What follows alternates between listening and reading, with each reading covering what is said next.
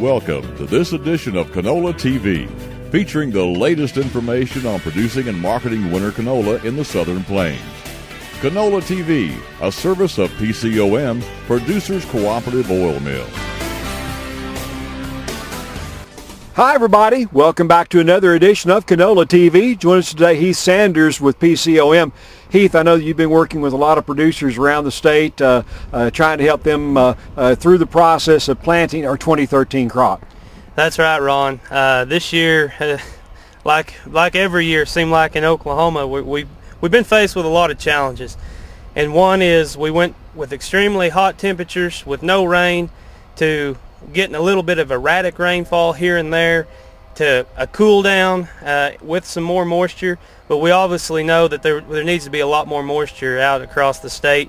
But that window of planting seemed like to me it's been like you have to get everything done within a couple days or you're out of moisture, or it's just been very challenging, very frustrating. I've had some farmers call me and tell me that this has to be one of the most frustrating planting seasons that they've gone through in a while.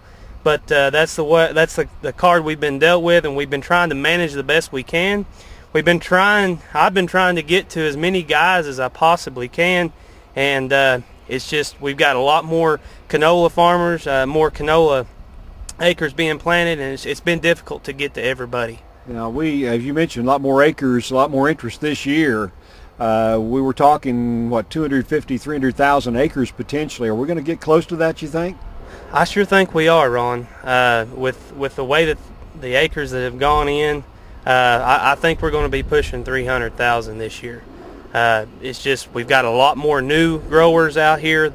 We've got experienced growers that are planting more acres. They really like what's going on in the field with the canola crop plus the wheat crop following that. And it's able to clean up some of our weed problems, and plus this is 2 years in a row it's been a disaster on our summer crops, and if we can grow winter canola like we can grow wheat, which we should, then it should work just great for them. I know that in talking to some of our seed folks, they sold about all they had. That's right.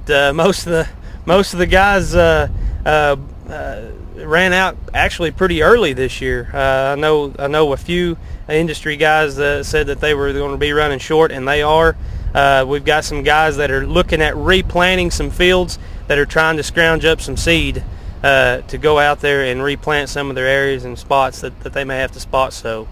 Okay, so I guess at this point they need to be looking at their stands as much as anything, right? Need to be looking at stands. Obviously, weed control, as here again, our Mother Nature provided us with rainfall towards the end of September, and it's been erratic, but it hasn't rained all summer hardly to get any of this volunteer or weed flush up. Mm-hmm. And when we dusted in canola, and some guys went out there and just dusted it in, and we had this rain that came across, we're getting a whole bunch of flush of weeds up too.